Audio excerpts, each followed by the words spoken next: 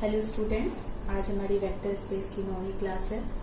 I hope कि आप लोगों को जो पिछली बार पढ़ाया गया है वो क्लियर हो गया होगा। आज हम लोग पढ़ेंगे, हम लोगों ने वेक्टर का addition, subtraction, direction, cosines, direction, ratios देख लिए हैं। आज हम लोगों को पढ़ना है प्रोडक्ट ऑफ वेक्टर्स। दो वेक्टर्स को हम किन तरीकों से मल्टीप्लाई कर सकते हैं। तो इसमें दो तरीके होते हैं। अगर हम दो वेक्टर्स को मल्टीप्लाई करते हैं और उसका जो रिजल्ट होता है वो एक स्केलर होता है, तो उसको हम scalar product of two vectors बोलते हैं। उसका एक नाम और है डॉट प्रोडक्ट।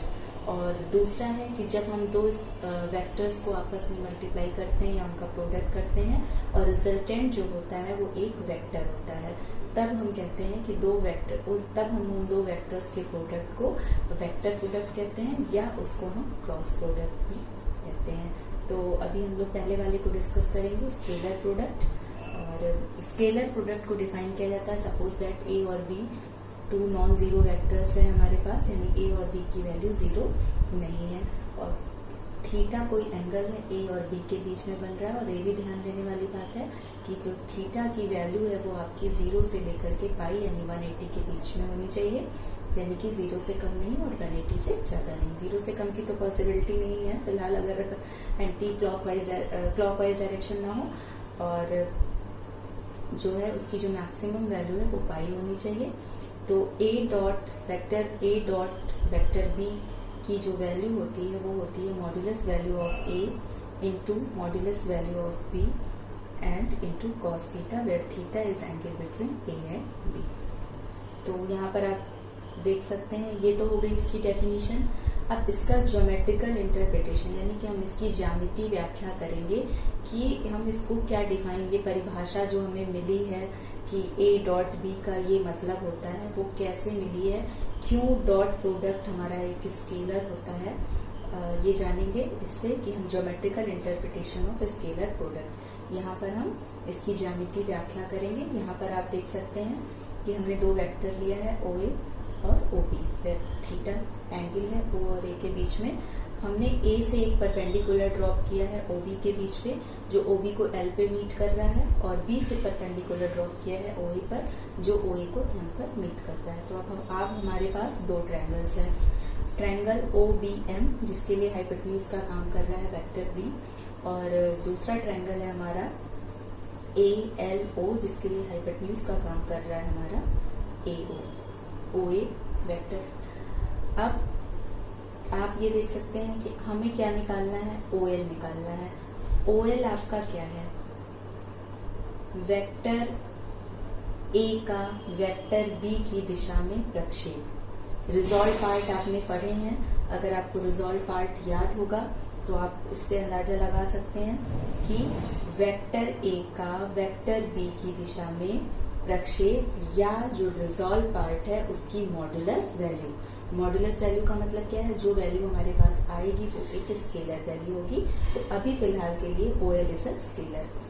अब हमें कहाँ पर मिलेगा, ओ एल की वैल्यू निकालने के लिए हमें कौन सा ट्रायंगल देखना है, ए एल ओ, एंगल है थीटा, हाइपोटेन्यूज है ओ ए, तो क्या हो जाएगा ओ एल की वैल्यू ओ ए कॉस थीटा। यहाँ पर आप देख सकते हैं ओ ए कॉस थीटा, ओ ए की वैल्यू है ए के बराबर।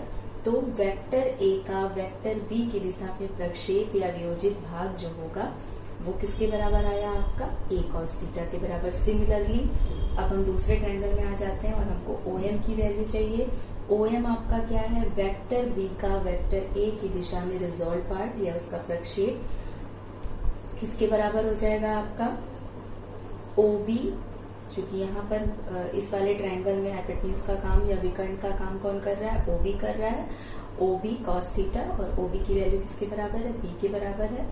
तो आपका आ जाएगा ओ एम बराबर बी कॉस थीटा।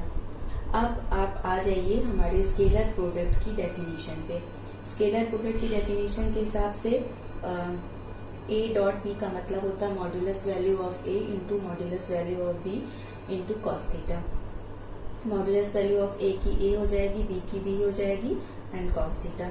अभी हमने इसको यहाँ पर इस तरीके से सेपरेट करके लिख लिया है, A dot B cos theta को एक साइड और ए को उससे हमने सेपरेट कर दिया है। क्यों किया है आप जानते हैं, कॉम्यूटेटिव होता है, जो मल्टीप्लीकेशन की सिंपल प्रोसेस होती है स्केलर के बिटवीन, वो क्या होती है, कॉम्यूटेटिव होती है। तो हमने ए को सेपरेट कर लिया बी कॉस थीटा, और बी कॉस थीटा एक्चुअल में आपका क्या है, वेक्टर बी का वेक्टर ए की दिशा में प्रक्षेप, यानी कि projection of vector B in the direction of vector A.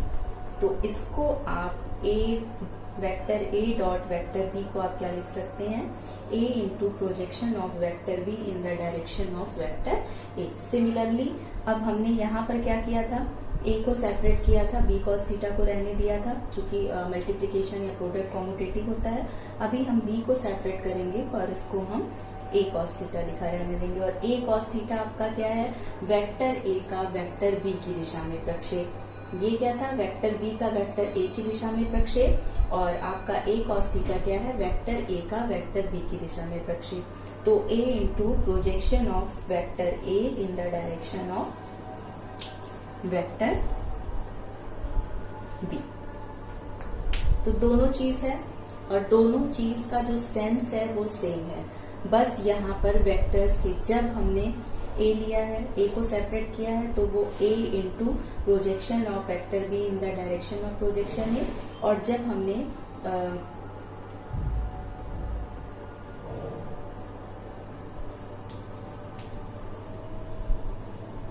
B को सेपरेट किया है, तो ये क्या हो जाएगा, projection of vector A in the direction of vector B. तो दो वेक्टर्स का स्केलर प्रोडक्ट ध्यान दीजिएगा, एक वेक्टर का मापांक और दूसरे वेक्टर का पहले वेक्टर की दिशा में गुणनफल के बराबर होता है। आप ध्यान दीजिएगा, दो वेक्टर्स का जो डॉट प्रोडक्ट होता है वो दोनों में से किसी भी एक वेक्टर का मापांक गुणे दूसरे वेक्टर का पहले वेक्टर की दिशा में प्रक्षेप के बराबर होता है, प्रक्षेप के गुणनफल के बराबर होता है। यहाँ पे आप देख सकते हैं, अगर आपको सुनने में लंबा लग रहा हो तो आप यहाँ से देख सकते हैं कि है ये ए डॉट बी, लेकिन यहाँ पर हमने इसको किस तरीके से लिखा है, A into projection of B in the direction of projection A, और यहाँ पर इसको हमने क्या लिखा है, B into projection of vector A in the direction of vector B. तो आई होप आपको ज्योमेट्रिकल इंटरप्रिटेशन से स्केलर प्रोडक्ट का मीनिंग समझ में आ गया होगा। और हम इसको किस तरीके से इलोबरेट कर सकते हैं, आप ये देखिए, ए वेक्टर डॉट बी वेक्टर को हमने लिखा है ए बी कॉस थीटा। अभी आप बी कॉस थीटा को इधर ही रहने दीजिए, और ए से आप वेक्टर ए और vector A dot vector B को डिवाइड कर दीजिए। तो यहाँ पर ए इधर आ गया, ए को हम क्या लिख सकते हैं, मॉड्यूलस ऑफ ए, और किसी वेक्टर को जब हम उसकी मॉड्यूलस वैल्यू से डिवाइड करते हैं तो वो उसके यूनिट वेक्टर के बराबर होता है, उसको हम क्या लिख सकते हैं, ए कैप लिख सकते हैं। तो बी यानी कि जो प्रोजेक्शन है उसको हम क्या लिख सकते हैं, A cap into B vector, या फिर ए कॉस थीटा जो दूसरा वाला प्रोजेक्शन है उसको हम बी कैप इंटू ए वेक्टर। तो यहाँ से और ये चीज क्लियर हो जाएगी कि एक वेक्टर का मॉड्यूलस और दूसरे वेक्टर का पहले वेक्टर की डायरेक्शन के प्रोजेक्शन के मल्टीप्लीकेशन के या प्रोडक्ट के बराबर होता है। तो आई होप आप लोगों को ये स्केलर प्रोडक्ट समझ में आ गया होगा। अब स्केलर प्रोडक्ट में कुछ रिजल्ट हैं, उन्हें हम देखेंगे।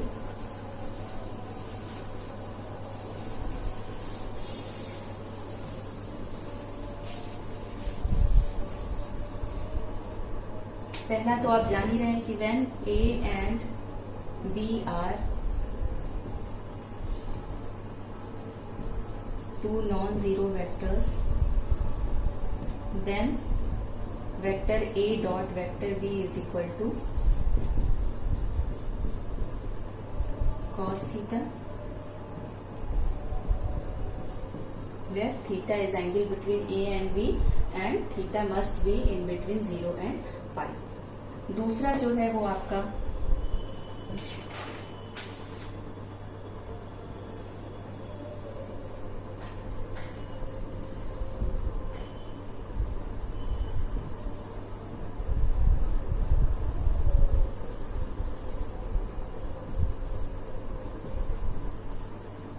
अगर A और B आपस में पैरेलल है तो क्या होगा, दो पैरेलल वेक्टर्स के बीच में जो एंगल होता है वो क्या होता है, 0 डिग्री होता है। तो when A and B are two non zero सभी में रहेगा, इसे बार बार लिख नहीं रहे हैं, ऐसे आप अच्छे समझ लीजिए। A and B are two non zero vectors and they are parallel vectors. अब एक अलग इनको क्वालिटी दी गई है, क्या है ये, ए बी आपस में पैरेलल है।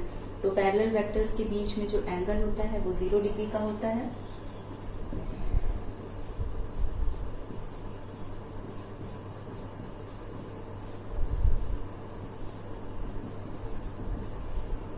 यानी कि जब दो वेक्टर्स ए और बी आपस में पैरेलल हैं तब उनका डॉट प्रोडक्ट या स्केलर प्रोडक्ट सिंपली उनके मॉड्यूलस वैल्यू के प्रोडक्ट के बराबर होता है। नेक्स्ट है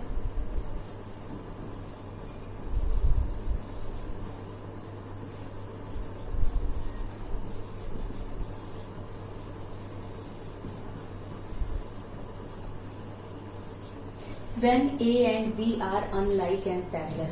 देखिए आप लोगों ने एक वर्ड और सुना होगा एंटी पैरेलल, जो कि कोलिनियरिटी पढ़ाते वक्त हमने बताया था।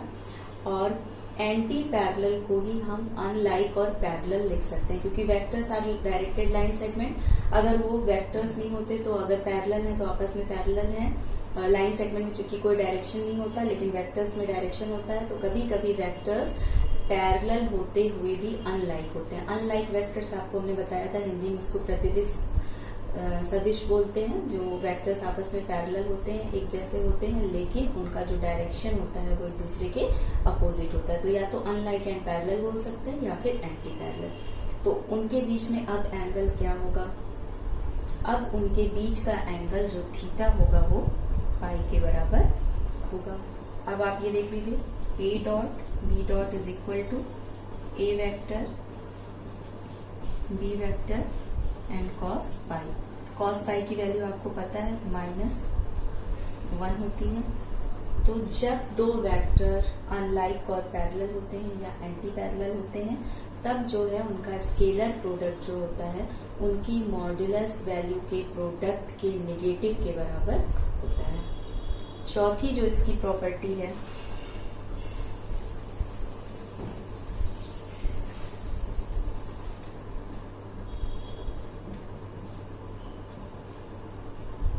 when A and B are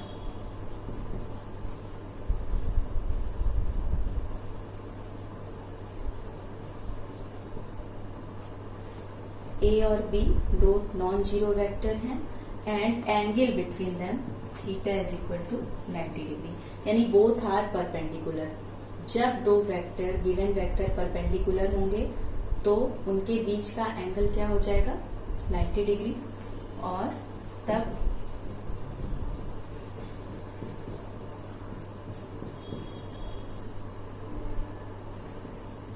cos 90 की वैल्यू आपको पता है 0।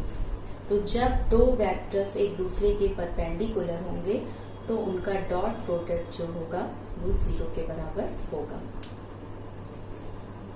पांचवा है व्हेन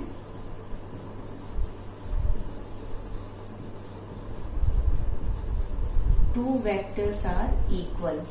अभी तक हमने दो वेक्टर्स कंसीडर किए हैं, नॉन जीरो वेक्टर्स हैं, अनइक्वल वेक्टर्स हैं।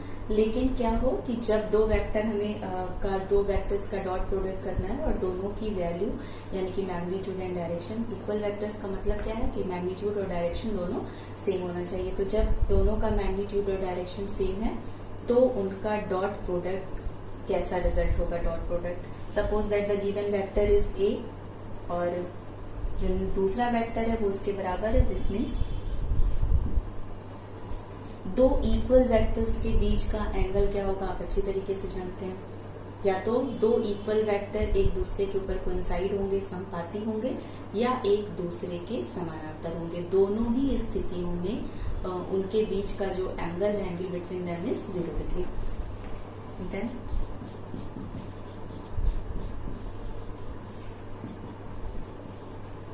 तो जब दो वेक्टर्स बराबर होते हैं तो जो उनका डॉट प्रोडक्ट होता है वो उनके मापांक के वर्ग के बराबर होता है, यानी कि square of the modulus value of the given vector. तो ये चार प्रॉपर्टीज थी डॉट प्रोडक्ट की। पांच प्रॉपर्टीज थी जिन्हें आप समझ गए होंगे अच्छी तरीके से कि पैरेलल में कौन सी कंडीशन लगानी है, जब वेक्टर्स इक्वल हैं तब क्या होगा, अनलाइक एंड पैरेलल हैं तो क्या होगा, परपेंडिकुलर हैं तो क्या होगा, और सिंपली जब ए और बी के बीच में कोई एंगल दिया हुआ है थीटा, तब उनका डॉट प्रोडक्ट कैसे, उसका रिजल्ट क्या होगा। तो आई होप आप लोगों को स्केलर प्रोडक्ट समझ में आ गया होगा उसकी ज्योमेट्रिकल इंटरप्रिटेशन से। फिर एक बार हम अपनी लाइन रिपीट कर रहे हैं कि ज्यामितीय अर्थ यानी कि geometrical meaning of scalar product क्या होता है कि एक सदिश का मापांक गुणे दूसरे सदिश का पहले सदिश की दिशा के प्रक्षेप के गुणनफल के बराबर होता है, यानी कि मॉडुलस ऑफ वन वेक्टर यानी कि फर्स्ट वेक्टर जो भी आप सेलेक्ट कर लीजिए into resolve part of second vector to the direction of first vector. ये ध्यान दीजिएगा, जो वेक्टर हमने चूज किया है वो वेक्टर की डायरेक्शन में दूसरे वेक्टर का जो रिजॉल्व पार्ट होता है उसके मल्टीप्लीकेशन या प्रोडक्ट के बराबर होता है। तो ये इंटरप्रिटेशन है आपका ज्योमेट्रिकल इंटरप्रिटेशन स्केलर प्रोडक्ट का। तो आई होप आप लोग को स्केलर प्रोडक्ट समझ में आ गया होगा। कुछ रिजल्ट्स और हैं स्केलर प्रोडक्ट के जो कि कल हम लोग डिस्कस करेंगे। फिर उसी स्केलर प्रोडक्ट की हेल्प से वेक्टर्स के लिए जो परपेंडिकुलरिटी और पैरेललिटी की कंडीशन होती है उसे देखेंगे। और जो रेक्टेंगुलर फॉर्म में आपको मालूम होगा रेक्टेंगुलर फॉर्म क्या होता है, जब हम 2 डायमेंशनल प्लेन में पढ़ेंगे सिंपली रिजॉल्व पार्ट आई और जे के फॉर्म में, और जब स्पेस में पढ़ेंगे तो आई कैप जे कैप और के कैप के फॉर्म में। तो रेक्टेंगुलर फॉर्म में जब कोई वेक्टर दिया हुआ है तो फिर हम उसके डॉट प्रोडक्ट की हेल्प से किस तरीके से पैरेललिटी और परपेंडिकुलरिटी को समझेंगे। तो आई होप आज के लिए इतना ठीक रहेगा। नेक्स्ट पार्ट में हम लोग इसे पढ़ेंगे, तब तक आप लोग इसे करिए और घर में रहिए, सुरक्षित रहिए। Thank you.